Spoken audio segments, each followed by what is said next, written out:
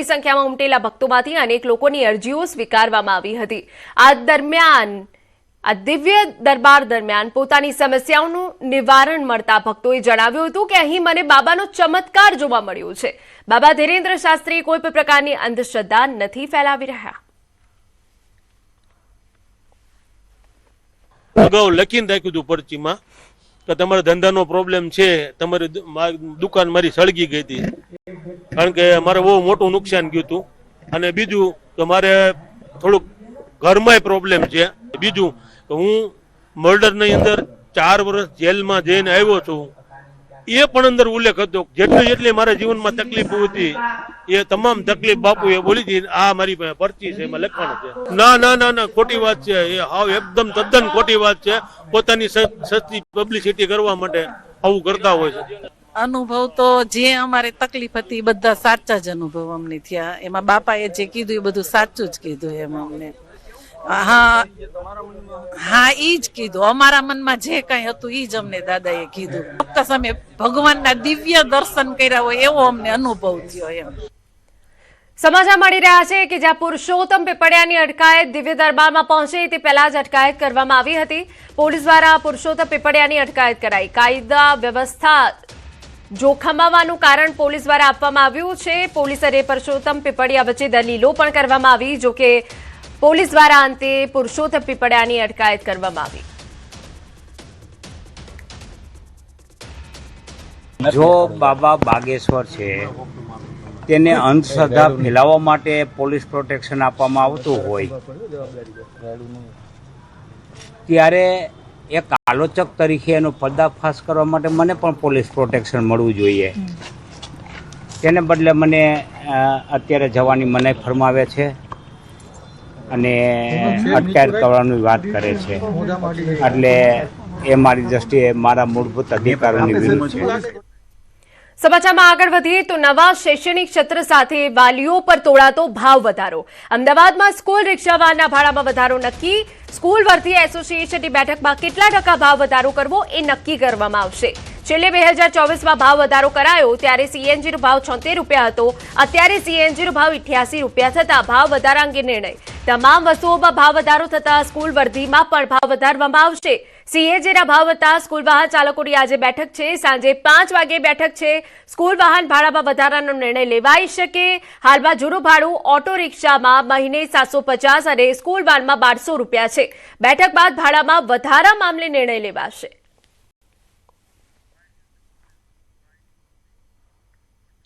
આજ રોજ અમારી બપોરે 4 વાગે કમિટીની મીટિંગ છે, એ પછી અમારા ભાડા વધારવા કે ના વધારવા એ બાબતની ચર્ચા વિચારણા કરીને સાંજે 5 વાગે અમે ડિક્લેર કરીશું। પહેલાં હતું 750 રૂપિયા ઓટો રિક્ષામાં હતા અને વાનમાં હતા 1200 રૂપિયા, હવે નવું ભાડું વધશે।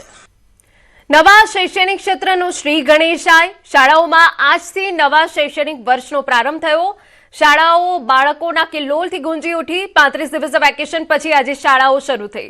રાજ્યની 54,000 સ્કૂલોમાં નવા શૈક્ષણિક વર્ષનો પ્રારંભ। પ્રથમ સત્રમાં 120 દિવસ અભ્યાસ કરાવાશે। રાજ્યના 1.15 કરોડથી વધુ વિદ્યાર્થીઓ શાળાએ જશે।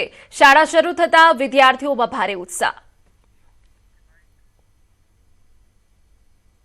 વેકેશન પૂરું થયું જનરલી મને યાદ છે કે જ્યારે અમે ભણતા હતા ત્યારે વેકેશન પૂરું થાય અને પહેલા દિવસે શાળાએ જવાનું આવે તો આમ આંખમાં આંસુ હોય કે ત્યાં વેકેશન પૂરું થયું। પણ અત્યારે તમે જોઈ રહ્યા છો કે શાળાએ આવવાનો ઉત્સાહ એટલો બધો છે અને આજે અમે વાતાવરણ પૂરું પાડ્યું છે કે પ્રવેશ ઉત્સવ, ખરા અર્થમાં ઉત્સવ, પ્રવેશને એક ઉત્સવ તરીકે ઉજવો તો તમે જોઈ રહ્યા છો કે બાળકો કેટલા આનંદથી શાળામાં ભણવા આવી રહ્યા છે। મને બહુ મજા આવે સ્કૂલ આવવાની, કારણ કે સ્કૂલમાં ફ્રેન્ડ્સ હોય, ટીચર્સ હોય અને સ્કૂલમાં મજા આવે।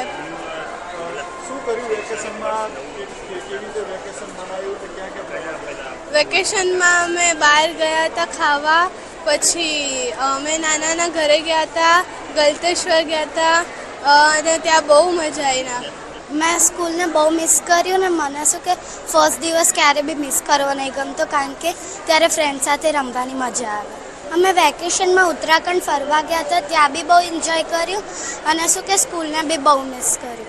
નવું શૈક્ષણિક સત્ર આજથી શરૂ થઈ રહ્યું છે. જે રીતે ઉનાળુ વેકેશન 35 દિવસનું હતું અને એ ઉનાળુ વેકેશન આજથી પૂર્ણ થયું છે અને હવે નવા શૈક્ષણિક સત્રનો પ્રારંભ થઈ રહ્યો છે. ત્યારે અમદાવાદની આરએચ કાપડિયાનું આ દ્રશ્ય છે કે જ્યાં વિદ્યાર્થીઓનું તિલક કરી અને તેઓનું સ્વાગત કરવામાં આવી રહ્યું છે. વિદ્યાર્થીઓને સાકર ખવડાવી અને તેમનું મોં મીઠું કરાવી અને તેમને નવું શૈક્ષણિક સત્ર જે છે તે મંગલમય નીવડે તે પ્રકારની શુભકામના પાઠવવામાં આવી રહી છે.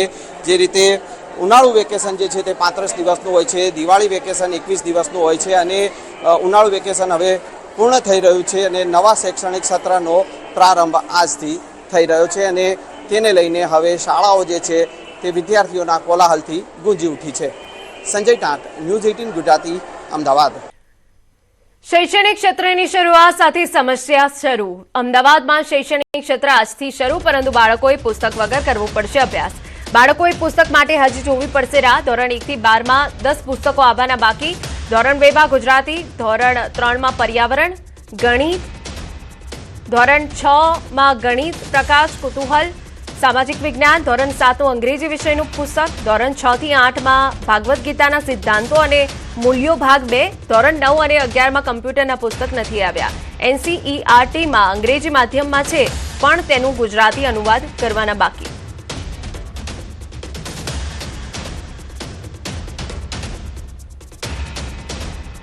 અને હવે સમાચારમાં આગળ વાત કરીએ જનનાયક.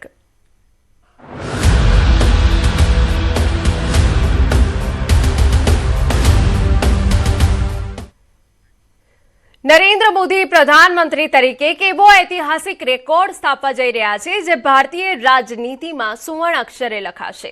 આ રેકોર્ડ એટલે લોકશાહી ઢબે ચૂંટાયેલા પ્રધાનમંત્રી તરીકે સતત શાસન કરવાનો સૌથી લાંબો કાર્યકાળ. આવતી 10 જૂને નરેન્દ્ર મોદી લોકશાહી ઢબે ચૂંટાયેલા પ્રધાનમંત્રી તરીકે સતત સૌથી લાંબો કાર્યકાળ ધરાવતા પ્રધાનમંત્રી બની જશે. અગાઉ જવાહરલાલ નહેરુએ ચૂંટાયા બાદ સતત 4398 દિવસ પ્રધાનમંત્રી તરીકે શાસન કર્યું હતું. જોકે 9 જૂને રાત્રે 12 વાગતા જ નરેન્દ્ર મોદી લોકશાહી ઢબે ચૂંટાયા બાદ સતત 4399 દિવસ શાસન કરનાર પહેલા પ્રધાનમંત્રી બની જશે. નોંધનીય છે કે 17 એપ્રિલ 1952ના દિવસે પહેલી લોકસભા ચૂંટણી થઈ હતી. પહેલી લોકસભા 13 મે 1952ના દિવસે મળી હતી અને ચૂંટાઈને પહેલીવાર પ્રધાનમંત્રી તરીકે જવાહરલાલ નહેરુએ એ જ દિવસે શપથ લીધા હતા. ત્યારબાદ તેઓ 27 મે 1964 સુધી પ્રધાનમંત્રી રહ્યા.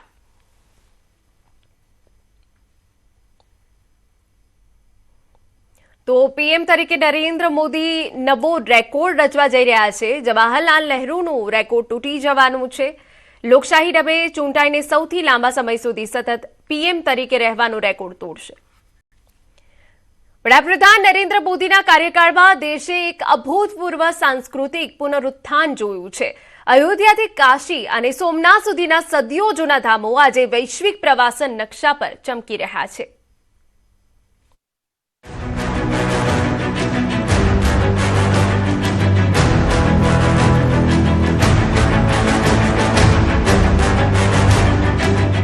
કોઈપણ રાષ્ટ્ર ત્યાં સુધી મહાન ન બની શકે જ્યાં સુધી તે પોતાના સાંસ્કૃતિક મૂળિયા અને ગૌરવશાળી ભૂતકાળનું સન્માન ન કરે. વડાપ્રધાન નરેન્દ્ર મોદીના કાર્યકાળમાં ભારતે એક અભૂતપૂર્વ સાંસ્કૃતિક પુનરુત્થાન જોયું છે. સરકારે દેશના સદીઓ જૂના ધામો અને સાંસ્કૃતિક પ્રતીકોને ન માત્ર જીર્ણોદ્ધાર કર્યો, પરંતુ તેને વૈશ્વિક પ્રવાસનના નકશા પર સ્થાન પણ અપાવ્યું.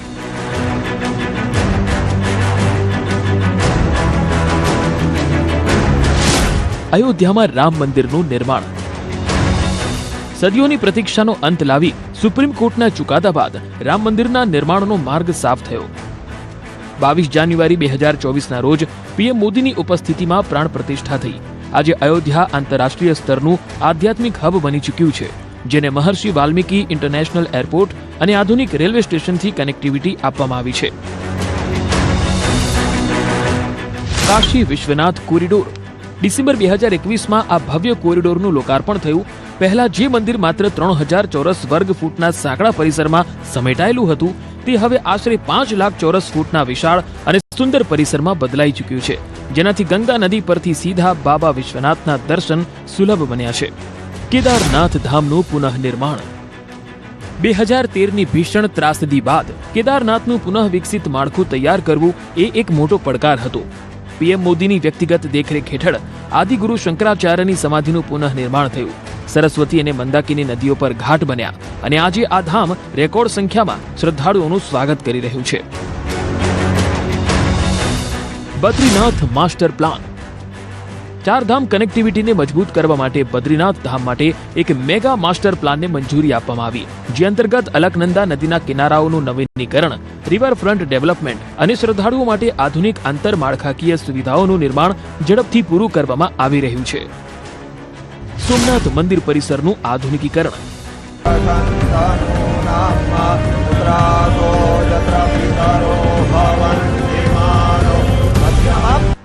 ભારતના પ્રથમ જ્યોતિર્લિંગ સોમનાથ મંદિરની આસપાસ સમુદ્ર દર્શન પથ, ભવ્ય પ્રદર્શની કેન્દ્ર અને આધુનિક પ્રવાસી સુવિધા કેન્દ્રોનું નિર્માણ કરીને આ ઐતિહાસિક ધરોહરને વૈશ્વિક ધોરણો મુજબ શણગારવામાં આવ્યું છે. મહાકાલ લોક કોરિડોર.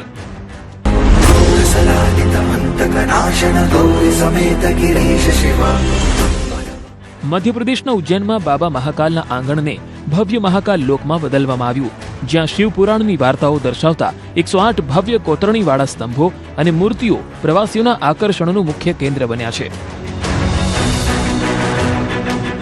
આ નિર્ણયોએ સાબિત કરી દીધું છે કે આધુનિકતાનો અર્થ પોતાની સંસ્કૃતિને ભૂલી જવો એવો નથી. આજનું નવું ભારત જ્યાં એક તરફ સેમિકન્ડક્ટર અને ડિજિટલ ઇન્ડિયાની વાત કરે છે, તો બીજી તરફ પોતાની પ્રાચીન વિરાસતને પૂરી ભવ્યતા સાથે સાચવીને વિશ્વને આકર્ષિત પણ કરે છે.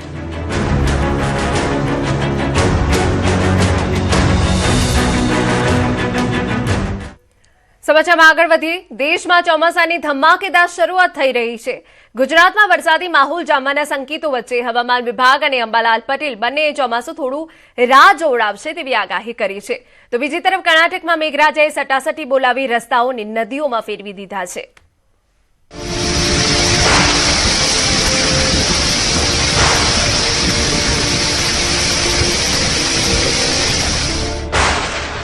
મેઘરાજા વરસાવશે હેત.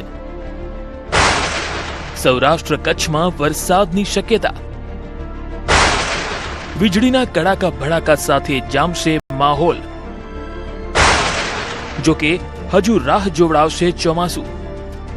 ચોમાસાની ગતિ જે છે એ મુંબઈના ભાગોમાંથી થોડી મંદ પડી જવાની શક્યતા જણાય છે.